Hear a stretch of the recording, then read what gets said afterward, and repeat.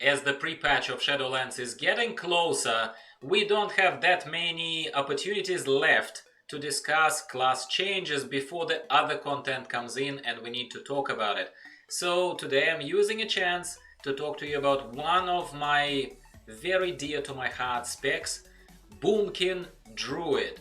How did they change for Shadowlands? I know that some things are still in state of flux, and I never pretend to be an expert at Boomkin or Druids, particularly for that matter. I'm a casual player who plays a lot of classes. If you're new here and you do not know exactly how the cookie crumbles here in Gyroland.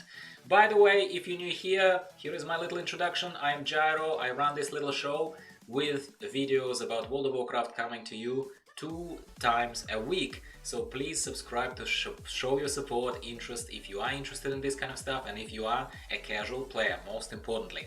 Let's talk about Boomkins.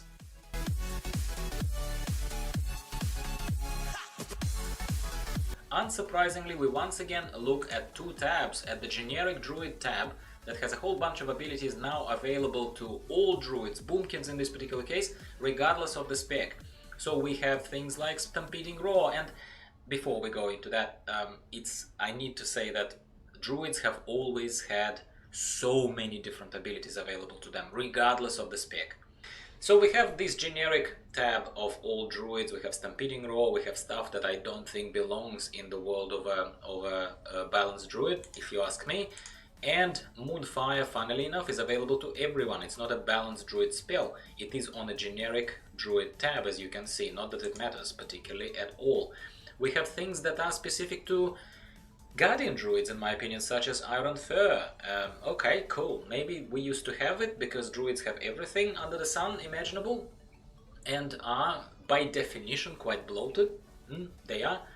But it is what it is. Let's go and take a look at the actual balance tab. So, balance tab, we still have our beloved Sunfire, one of the dots that we put on. We have Swiftmend, which came from my Restoration Affinity, I believe. I'm looking at the talents here on the side as well. We have Typhoon, which is my crowd control thing of choice, but I didn't even pick it. I believe Typhoon used to be a talent, and now it looks like it's just an ability. Yet again, my dear pro Druids, just tell me in the comments down below if I'm wrong, or if you would like to correct me to benefit other viewers. I never pretend to be an expert, okay? I'm just a casual player. So we have a bunch of things here. If you want my just on the spot unapologetic opinion, nothing tremendous has changed that I can see from this. Nothing that makes me go, wow, awesome, fantastic, something new, something tremendously that changed from the look of it. It didn't.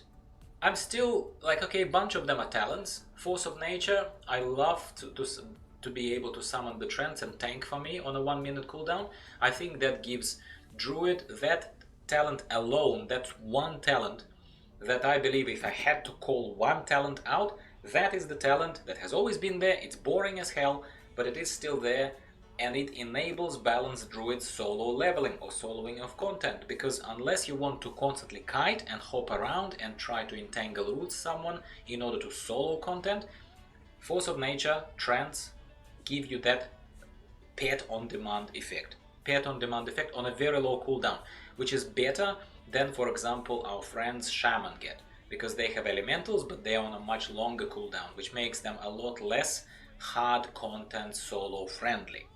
Does it make sense? My opinion. Anyway, did the stuff all change at all?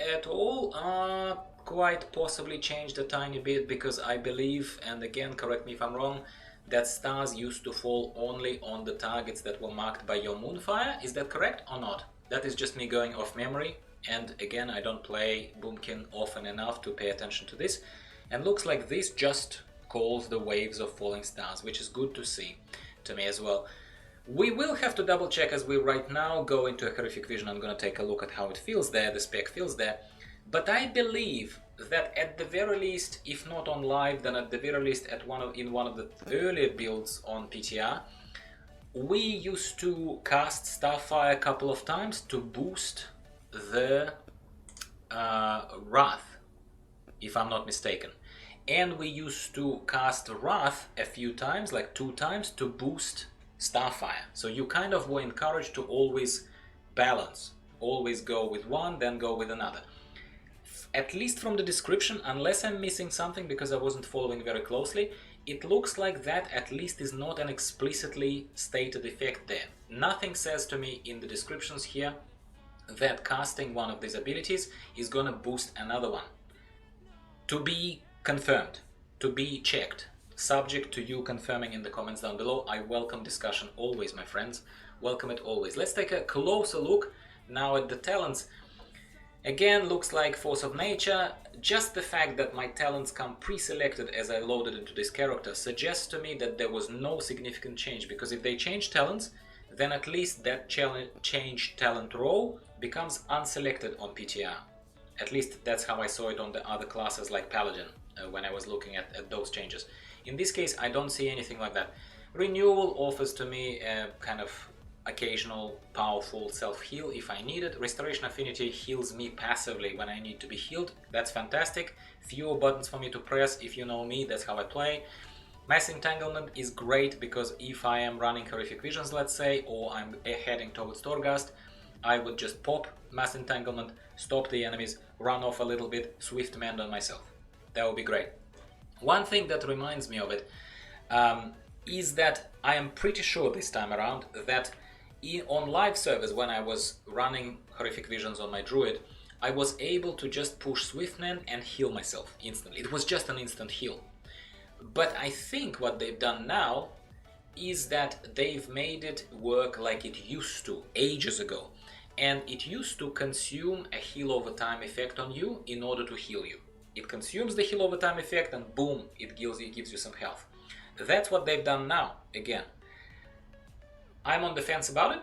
Of course, it makes the use of it a little bit more complicated, because before I was able to just push the button, and now I need a heal over time and push a button, so it's two pushes of a button in the emergency situation that I got myself into very often as I ran Horrific Visions and pushed against crowds of enemies that I danced around and stuff. That was the part of the fun for me. If you didn't watch my earlier videos where I was trying Balanced Druid and found it heaps of fun in Horrific Visions, it's outdated by now. It is outdated by now, so you probably will cringe or roll your eyes a little bit at me, whatnot. But I still think there would be some value if you're a Balanced Druid and you want to take a look. Check out my channel, check out my earlier, more specific kind of feels about that. What else do we have here? Soul of the Forest, alright, that's fine. It increases Ras Astral Power Generation, excellent. Twin Moons, as I said already, I like to minimize the number of clicks or button pushes wherever I can, on all of my classes. That's how I play. That's why I don't take Stellar Flare. That's why I take something like Twin Moons, which basically means that, first of all, very go-to ability Moonfire does more damage, great, and also it hits another nearby target. So it basically marks two targets with Moonfire. It reduces the number of Moonfires you need to throw when you're trying to dot up a larger group of enemies. That's fantastic. Solstice, during the first 6 seconds of every eclipse, shooting stars will fall 300% more often. Fantastic. Again, semi-passive boost to our AoE. That sounds pretty good to me. So how does a Boomkin feel inside of a Horrific Vision after all the latest changes on PTR? Feels okay. Feels okay. Some abilities feel more straightforward to use, just as descriptions of those abilities were suggesting, such as the Starfall. And the buff to shooting stars, the one that is increasing by 300% periodically, is certainly something that I could feel. There will be a moment when I am mouse hovering over that buff, so this is a pre-recorded footage. But also these changes, right? Things that I already said, things like the fact that in order to use Swift Mend, I have to first put the hot healing over time effect on myself, such as regrowth, and then to consume that effect.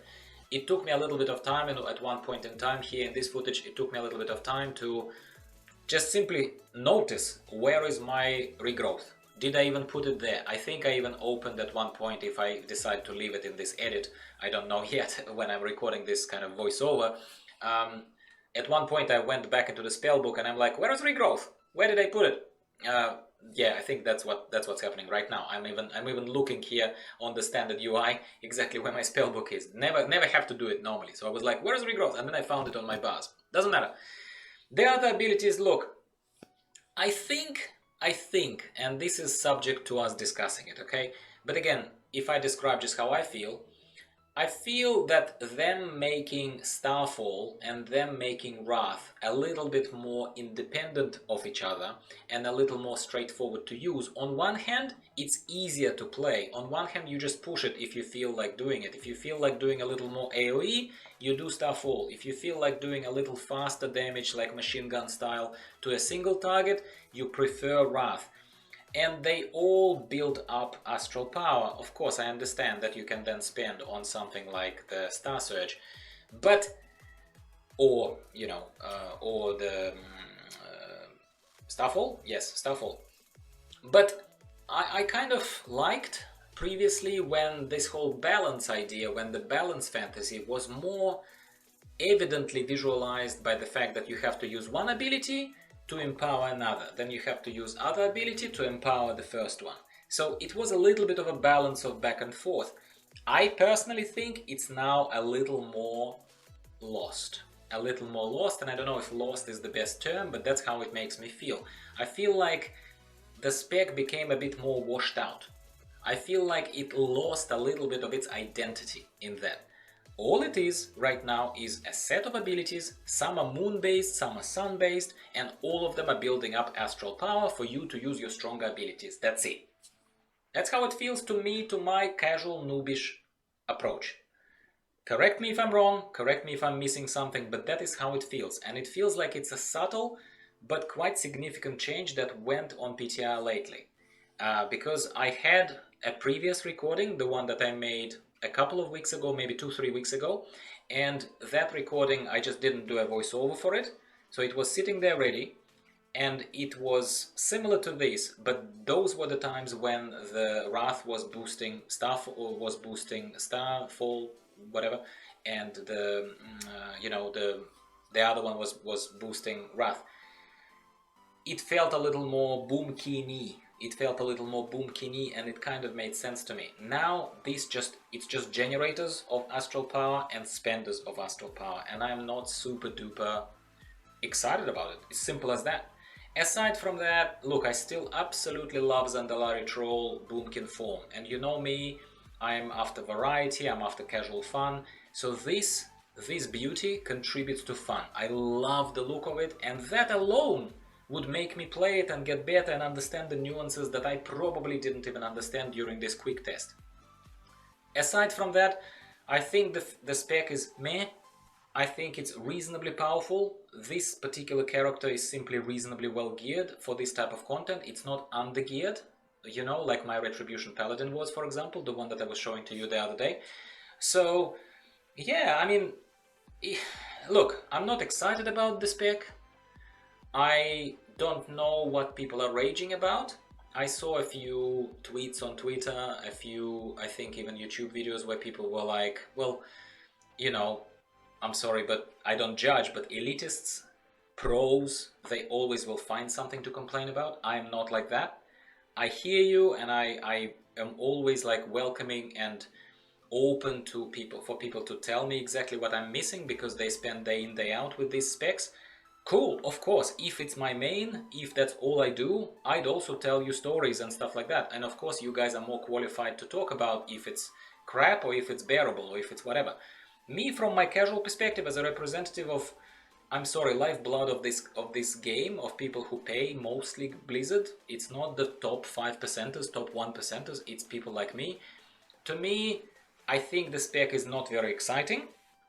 I think in many ways it became easier to play. If we look for positives here, I think it became more accessible, like just easier to comprehend, yeah.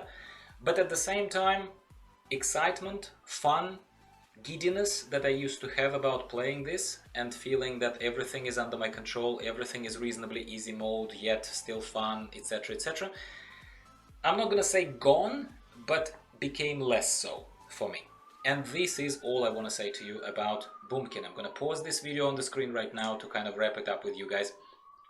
So these are my closing thoughts. I don't think there is even all that much more to say. Yet again, I know I'm sick of the sound of my own voice repeating this all the time, but it's kind of inevitable. I'm not a pro of Boomkins. My earlier videos where I was going for real through horrific visions and clearing fully on a Boomkin were very fun. I felt really fun about it, and I understand the concept that Boomkin always was. You use one power of the sun and you build up the power of the moon. Then that is boosted, you use the power of the moon to build the power of the sun. That balance, whichever way it was implemented in the game for the spec, it worked for me. It worked for me conceptually. Right now I look at it and I think they simplified it. They just turned it into astral power generators and astral power spenders, unless I'm missing something huge, and that's it. And that doesn't make me crazy excited. Neither does it make me tremendously disappointed or ragey. So I am kind of neutral on this. Your turn, tell me how it makes you feel. Tell me if I'm missing something, because very commonly, very often I do. And I welcome this little club to grow so that you, people like you, people who are specializing in particular specs, they tell others and me exactly what we are missing, and then we kind of have a little bit of this compendium of thoughts and ideas as we go into Shadowlands. And I hope that it was helpful for you, however, if you are more of a casual player. I hope I offered to you some food for thought and some things of how I look at things. If you're similar to me, chances are that you will feel similarly as well. Cool, I'm gonna wrap it up here. Videos are coming to you twice a week. Continue coming to you. There is more to discuss. There are alts to level. There is pre-patch upon us. There will be stuff. So please subscribe to the channel to show your support, not miss a video, and just, you know, kind of become a member of the club, because you're most welcome here. All right. Have a great morning, afternoon, day, wherever you are. And I will be speaking with you very soon, very shortly. See you later. Bye.